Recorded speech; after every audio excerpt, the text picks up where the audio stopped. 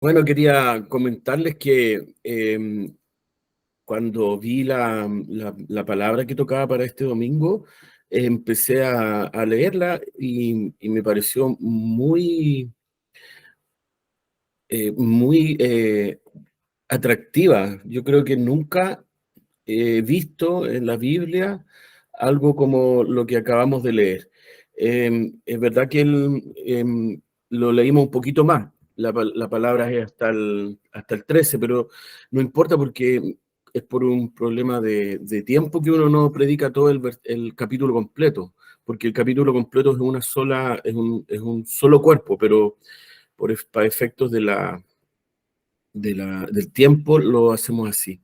Y de verdad que me llamó la atención estos versículos y vamos a pedirle al Señor que nos ayude, nos dé sabiduría y nos abra el entendimiento para ver qué el Señor quiere decirnos con esto. Y mientras tanto, se me había olvidado abrir el PPT porque no voy a predicar sin PPT. Me acomoda mucho trabajar con PPT porque así podemos, ¿cómo se dice? Podemos entender todo y vamos siguiendo la predicación. Así que lo vamos a poner y vamos a orar al Señor mientras tanto. Bendito Padre Celestial, te damos gracias en esta mañana por tu amor, por tu misericordia, porque tú nos hablas, Señor, y con esta palabra me hablaste a mi corazón, Señor. Me hiciste entender y me diste claridad a muchas cosas que yo a veces siento que no soy capaz, que así como lo hizo Jeremías, con tanta sinceridad a ti, Señor, creo que debemos ir a ti con sinceridad, Señor. También me hizo ver mi estado profundo, Señor, y también mi forma, Señor, de que cómo tengo que decirte las cosas, Señor. Te doy gracias por eso, Señor. Te doy gracias por mi hermano y por la iglesia, porque tenemos los medios para poder eh, no dejar de congregarnos. Y por eso te doy las gracias, Señor. En el nombre de Cristo Jesús. Amén. Jeremías, sí, acá está, ahí está, mira. Jeremías 20, del 7 al 13. Ese es más o menos lo que vamos a exhortar hoy día. Estaba preguntando la Virginia. Ustedes pueden hacer sus preguntas por WhatsApp. Acá la Yuri me dice todo lo que ustedes necesiten. A Jeremías le pasó que antes de esas quejas de Jeremías contra el Señor, eh, se lo habían llevado preso. Lo pusieron en un cepo en la entrada del templo y el sacerdote Pasur le hizo esta maldad y quedó ahí en la entrada del templo en un cepo con la cabeza apretada, las manos y los pies apretados por varios días y después el sacerdote lo soltó. Y esto causó en Jeremías una humillación muy grande. Y por eso vienen todas esas, porque si ustedes ven el orden en la Biblia, en Jeremías 20, lo otro es como un relato. Es un relato, una historia, algo que te cuentan, pero en la parte de la queja es una poesía. Es una poesía, está escrita de otra manera distinta, si ustedes se fijan. Y esta poesía dura hasta el versículo más o menos 18, pero por efectos, como le decía yo, del tiempo, lo vamos a ver hasta el 13. Y vamos a ver cuatro partes de esta poesía. Jeremías le habla a Dios, que va a ser del 7 al 8. Jeremías decide detener su ministerio profético, es decir, abandonar el ser profeta. Y después tenemos Jeremías pone su confianza en Dios. Y luego en el 4 y último, alabanza al poder de Dios. Se da cuenta Jeremías que el poder de Dios era mucho más grande que sus problemas. Nos ha pasado a veces a nosotros así, ¿no es cierto? Entonces, es bien entretenido esto porque yo cuando empecé yo a ver estos versículos, esta palabra, dije yo, uy, qué atrevido Jeremías lo que le dice a Dios, porque yo lo leí en otras versiones Y bueno, vamos a empezar con la primera. Jeremías le habla a Dios, que está del 7 al 8. Y vamos viendo ahí. Entonces Jeremías le dice a Dios, me sedujiste, oh Jehová, y fui seducido. ¿Qué significa eso? En otras versiones dice, me engañaste, también me convenciste. Yo creo que la palabra ahí fue convencer. Cuando, a muchos de ustedes, a nosotros y gente así ha sido convencida. Yo me acuerdo que cuando recién nos casamos con la Judy, eh, me vendieron una atlas geográfico. Y el atlas geográfico era pero fabuloso, y uno se ponía unos lentes y veía en 3 dimensiones, y costaba como 3 sueldos míos, y yo, como a mí me gusta la historia, me gusta leer, lo compré, pues, y dije yo, ¡ay, qué lindo mi atlas geográfico! Y resulta que justo en el año 91 cayó el muro de Berlín y cambió el mapa de Europa, y mi atlas geográfico me dejó de servir, se desactualizó, y fui engañado por ese vendedor. Y a mí se me imaginó esa imagen. Fui convencido, fui seducido. Y el señor que me vendió el atlas geográfico, uno no se imaginaba que iba a caer el muro de Berlín, que iba a cambiar la fisonomía en muy poco tiempo de Europa. Y resulta que pasó eso y me quedé con el atlas geográfico, todavía lo tengo ahí, en recuerdo a esta seducción que tuve. Y a esto me recuerda lo que le dice el Señor. El Señor es más fuerte que yo y me venciste. Y Jeremías le explica a Dios que se sentía eh, invitado a su obra profética, lo había invitado, pero él no la había deseado ni perseguido. Sin embargo, Dios lo venció y lo convenció para que asumiera esta obra profética. Por eso él dice, más fuiste yo y me venciste. Y después dice, cada día he sido escarnecido. Y después de aceptar este ministerio, Jeremías le pasa que dice, quizás Jeremías hablaba a la luz de su reciente experiencia en el cepo,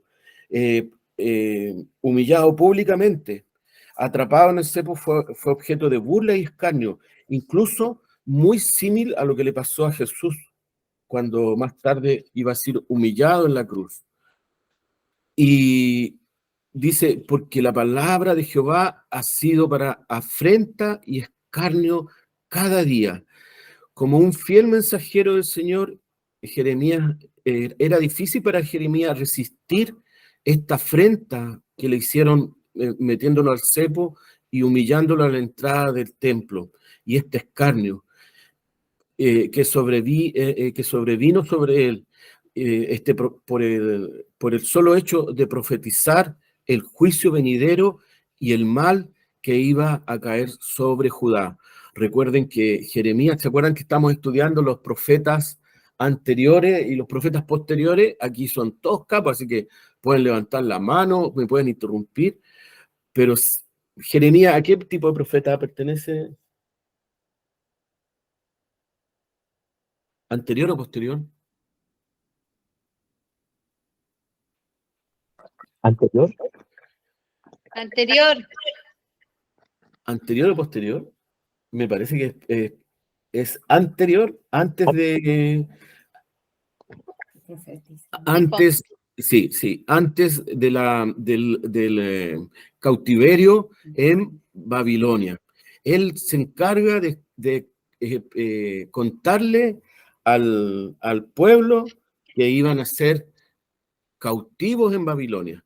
Y por eso él es escarnecido. Se burlan de él porque es como, no sé, por ponerse a decir en medio de una floreciente economía, va a llegar un momento en que esto se va a acabar. Tengan cuidado, ¿quién te va a creer a ti? Y lo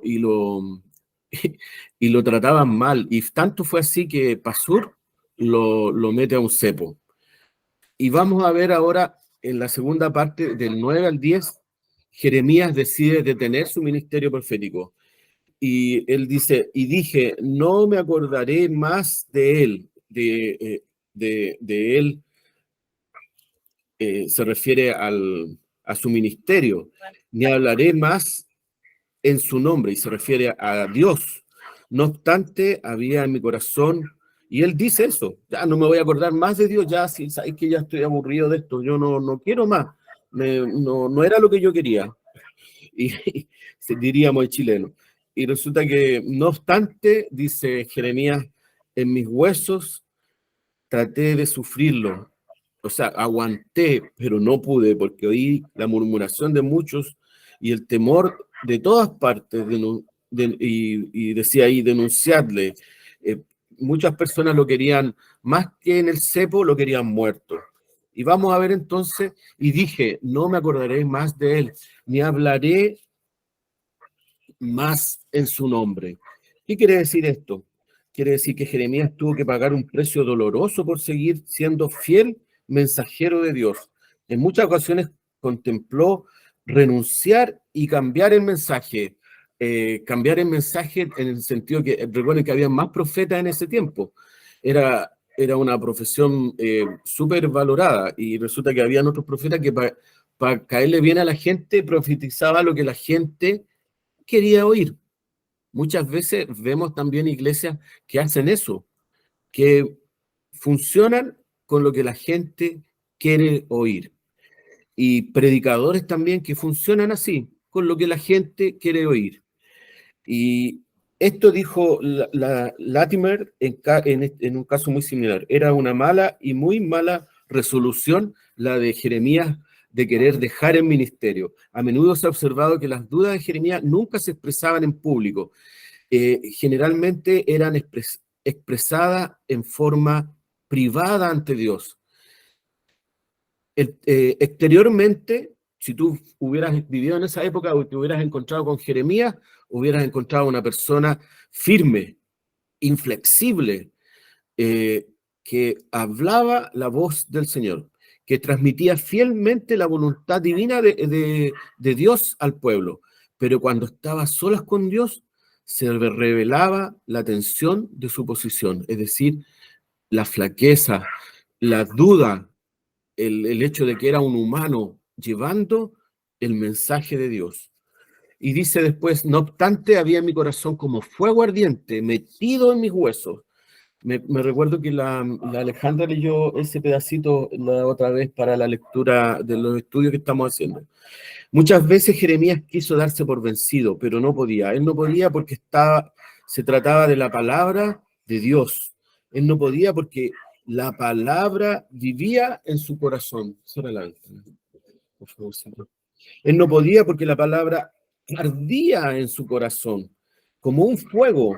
Él no podía porque la palabra lo oprimía en su ser, como si fuera un fuego ardiente metido en sus huesos, que requería de una gran energía para contenerlo. Traté de sufrirlo, dice él, y no pude. Y no pude. ¿Y por qué no pudo? Porque aunque le costaba mucho dolor y humillación, Jeremías no pudo no predicar la palabra de Dios. Y tuvo que hacerla y predicarla fielmente. No era solo que Jeremías era obligado a predicar, había muchos predicadores y profetas infieles en su tiempo. Jeremías era compelido a predicar un mensaje fiel de Dios y no a quitarle contenido y hacerlo atractivo, como lo decía en un momento. Y por último, porque oí la murmuración de muchos. Se burlaban del mensaje que traía Jeremías, ese mensaje de miedo y de un mal venidero que vendría sobre el pueblo. Ellos esperaban que él claudicara, que abandonara, con la esperanza de que la vida infiel invalidara el mensaje y luego podrían tomar venganza de él, como lo dice ahí. Mis enemigos, hasta mis amigos esperan que yo me caiga para hacerme afrenta. Y el Señor lo mantuvo en pie. Pero él quería eso, dejar el ministerio, porque sentía que el mensaje y la responsabilidad era demasiada. Y vamos al 3, la confianza de Jeremías en Dios, que serían en los versículos 11 y 12, que dice: mas Jehová está conmigo como poderoso gigante, por tanto los que me persiguen tropezarán y no prevalecerán. Veamos un poquito lo que nos quiere decir esto. Mas Jehová está conmigo como poderoso gigante. ¿Has sentido que el Señor a veces ha estado contigo como un poderoso gigante que va más allá de lo que tú podrías haber esperado de Dios? Un poderoso gigante. Qué increíble tener un gigante como amigo que va al lado tuyo. ¿Te lo imaginas? Dice ahí: mas Jehová está conmigo como poderoso gigante. A pesar del dolor y las dificultades de su trabajo y de muchos enemigos, Jeremías encontraba confianza en Dios como un poderoso gigante. El poder el poder y el asombro de Dios era un hecho mayor que su dolor y que su humillación y que su rechazo y que las golpizas. Dios se hacía más grande y su miseria se hacía más pequeña. A veces cuando estamos en medio de la dificultad, el Señor nos pasa eso. El Señor se hace más grande y nuestros problemas se hacen más pequeños a la medida que el Señor se apodera de nosotros, como se apoderó de Jeremías. Los que me persiguen tropezarán y no prevalecerán. El Dios poderoso obraría a su favor como un fiel mensajero y lo protegería. Jeremías se daría cuenta de que Dios era su escudo y su gran recompensa. Después dice: oh Jehová de los ejércitos, que pruebas a los justos y ves pensamientos y el corazón. El Señor ve tus pensamientos y conoce la intención de tu corazón. Él prueba a todos, especialmente a los justos. Y dice: Jeremías se contentó con dejar el asunto en las manos de Dios. A veces tenemos que contentarnos y estar tranquilos porque el Señor tiene el asunto en sus manos. Eh, se contentó con dejar el asunto en manos de Dios, su sabiduría y su fuerza. El juez de toda la tierra haría lo correcto. Amén, ¿no es cierto?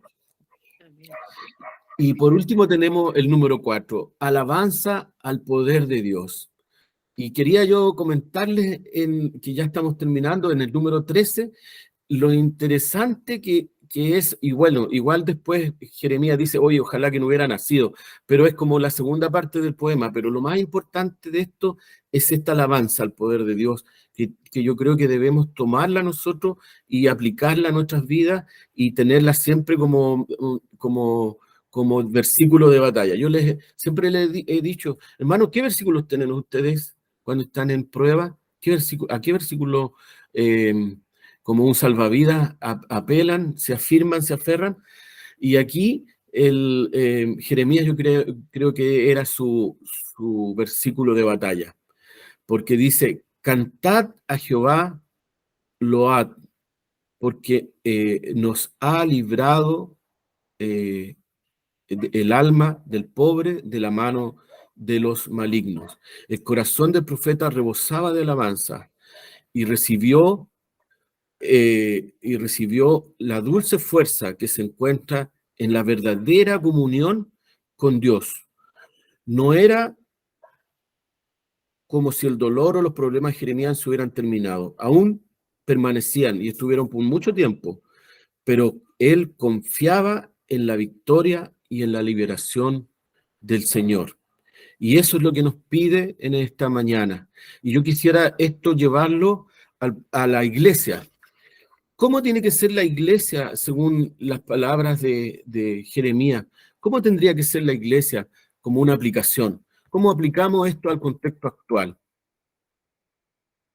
¿Se recuerdan de dónde, cómo vivía Jeremías? ¿Qué es lo que hizo? ¿Cómo llegó al cepo por profetizar algo que no le gustaba ni a los sacerdotes ni al pueblo, que profetizaba una calamidad, que iban a ser llevados a Babilonia cautivos por su pecado?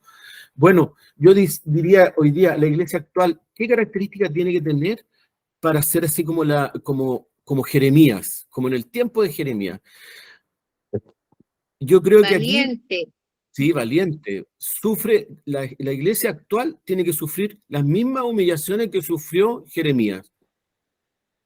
No se debe asimilar a la sociedad que la contiene. Una iglesia que se acomoda, que empieza a transar los valores de la sociedad, es una iglesia que no está funcionando como la iglesia, como un Jeremías de la actualidad.